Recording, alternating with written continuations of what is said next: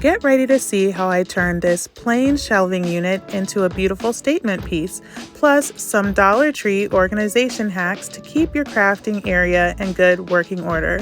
Plus, as always, DIY treats. Welcome to my channel, Craft, Eat, Repeat.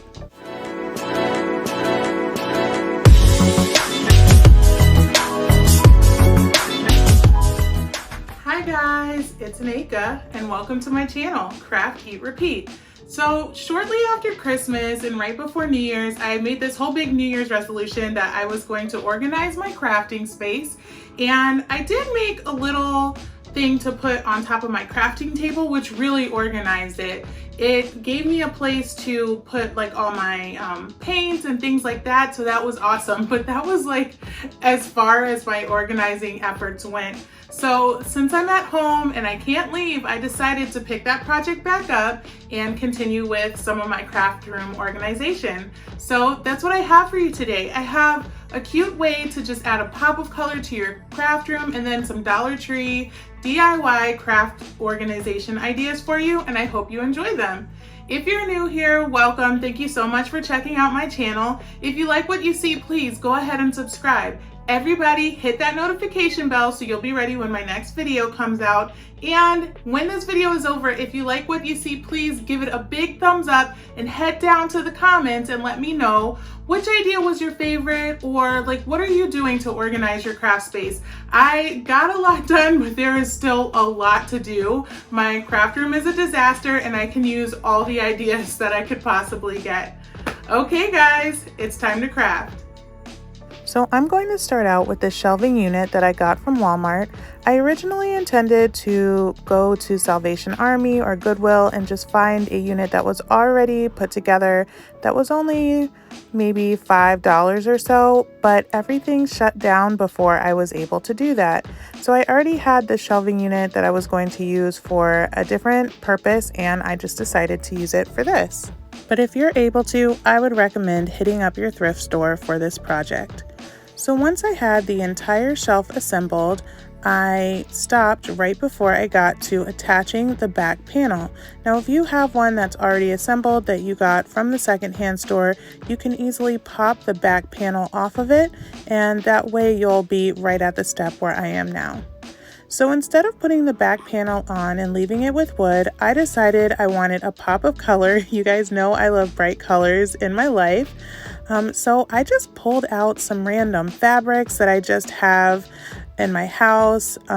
These I think I originally got to make some dresses for my kids and then never got around to doing that. So I had this fabric and I decided that I liked this green one with this kind of retro pattern on it. Now I will say in the end that using a pattern with such a strong horizontal shape to it made it really hard to get it straight. If I could do this again, I would probably stop being lazy and iron it, so I would recommend doing that. But I think I would also put a few dabs of hot glue on the front of the panel and line my fabric up on the front just to make sure that it's nice and straight. Now it did come out okay, but that's just a tip that might make it easy for you if you want to make sure that your horizontal lines look perfect.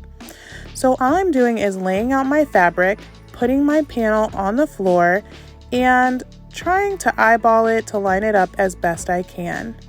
Once I have that done, I'm just going to use some hot glue to glue the fabric on to my back panel. I'm making sure to pull the fabric nice and tight as I'm gluing, and that's just going to give it a nice clean look on the front when I'm done.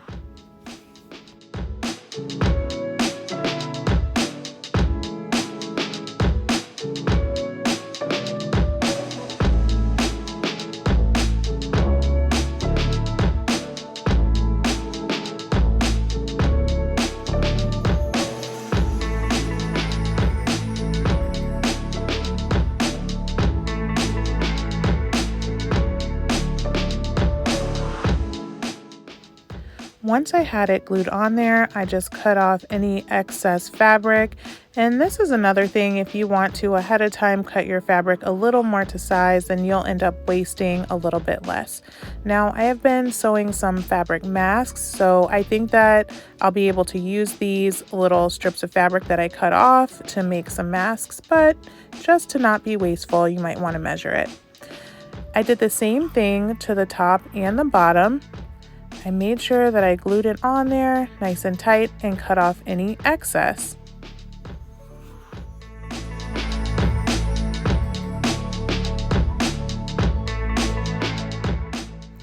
And once that was done, I had this beautiful pattern right on the front of my panel.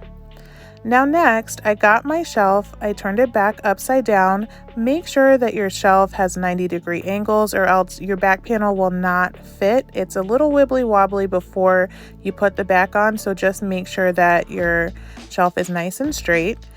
That tape you see on there was me trying to figure out how to align that horizontal pattern, like I said, and then I just tapped the corner nails in, not all the way, so that I could look at it from the front before committing to where I wanted to put it and make sure that it looked nice. Now, like I said, I only had to use that tape because I did not take those steps that I mentioned in the beginning of this project, but if you do that, then it should line up nicely. And once I had it exactly where I wanted it, I went ahead and nailed the whole back panel on. And this is what I ended up with. I absolutely love how it looks. It looks so retro. It's a bright pop of color. And you guys, I'm doing my crafting with all of my kids home now, so that goes to make for some interesting crafting sessions, but I'm also getting some great ideas from my kids. So once I had everything on there, I went ahead and put the shelves on. And once the shelves were in, I was ready to organize some of my crafting supplies.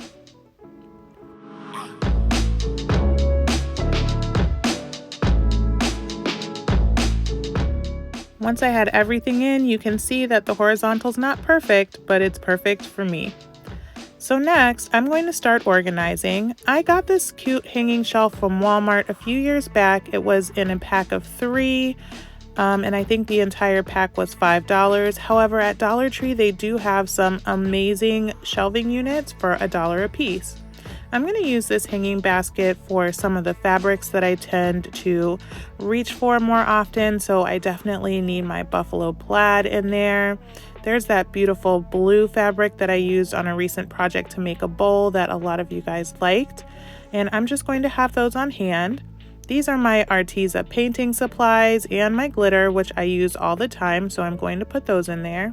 Now this was a galvanized steel planter that I painted white, and I put all my paintbrushes in there. I think it adds a nice touch to the shelf. Now this is a little basket that I got from Dollar Tree, and I'm going to put all my paint pens in there. I like these to organize the smaller things. And this is a little bucket I'm showing you guys because I actually keep that on the side of my crafting area to put small scraps in so that my table does not get to be a mess. Next, I'm going to use this shelf that came in that pack of 3 from Walmart, but they do have them at Dollar Tree. And these little baskets came from Dollar Tree. So I'm going to use these to hold my twine, some of my raffia. These are items that I use frequently, so I'd like for them to be on hand. And I'm going to use the other basket to put my glue sticks and my glue gun, which is probably my most used crafting supply, and I need it to be right on hand. Now on top of that shelf, I did put some of my paper, my scrapbooking paper, but I moved that later and I'll show you what I used it for. Now this is another basket that I got from Dollar Tree, and I'm going to use it to organize my ribbon, and I'm going to show you what I did. So I just got some of these crafting rods and I laid them right on top of my basket.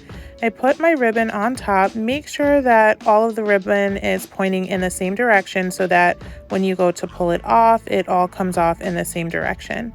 I'm just going to slide the dowel right down the middle of the ribbon, right through the hole, and then I just used a rubber band. I slipped it right through the basket and over the dowel. I made a loop and then I just wrapped it around a few times. Now, this was not originally how I intended to organize my ribbon, but this is another example of me just using what I have on hand. And honestly, I love how it came out. I think it's even easier than what I was going to make. I was going to make a unit to put on the wall to hold all my ribbon, but this is great because I can just grab this basket, put it right next to me on my crafting table, and then pop it right back onto the shelf when I'm done. So I might find some more fun rubber band colors once I can get out to the store more often, but for now it looks great. Now here's another basket that I got from Dollar Tree, and I'm just gonna use that to hold some of my larger ribbon and some of my duplicate ribbons. Some of these I got on clearance right after Christmas, so I got a few of the same ones. Next, I'm gonna use one of these flower and garden planters, and I'm just gonna put some of my flowers in there. This is also some flowers that I got right after Christmas on clearance, and I've been using it in a lot of my spring DIYs because I love the colors. So I'm just going to pop it in there, and it'll be a little piece of decoration as well as holding my flowers until the next time I want to use them. Now I'm just going to decorate the top. This is a planter that I made. It was a dupe from a Kirkland's catalog. I do have a video for that if you want to see how I made that planter. And these picture frames are also from a recent DIY I did on Lemon Decor. I'm going to put them on here like this, but I think I might slide some pictures of my kids in there. And that's it, you guys. My entire shelf is organized. I used the bottom just to hold some extra mason jars that I had and those flowers. And I just absolutely love the way it came out. The colors are bright. I have what I need on hand, and I just love it. Alright guys, head down to the comments and let me know if you like that idea for putting a little bit of personality on your shelving unit and what ideas you have for organizing your craft space, especially if it's with Dollar Tree products, because everybody knows I love a good deal. So what I have for you today for the treat is something that I've been making at home. My kids are home a lot more than they normally are, and I'm having to get a little bit creative with breakfast and lunches and all those types of things. So my idea for you today is something that I actually made for my daughter for her lunch. If you've been following my channel from the beginning, then you know that I started out actually just doing food before I started sharing my love of crafting. And so this is an idea that I made for my daughter's lunch. I really hope you enjoy it because I feel like now more than ever, we could all just use an extra smile in our lives. And that's what I decided to give to my kids, was an actual edible smile. All right, guys, it's time to eat. For this super simple DIY, all you need is some Eggo pancakes or any other kind of pancake you'd like to use, and some cookie icing. I'm using this red and also some chocolate to make my emoji pancakes. Now I'm going to go ahead and speed up the process of how I made these, just in case you want to make them and see step by step how to make them. But the point of these is to have fun. If you have kids at home, this is an awesome DIY project for them to do with you, and you kind of trick them into making their own breakfast, so it's a win-win.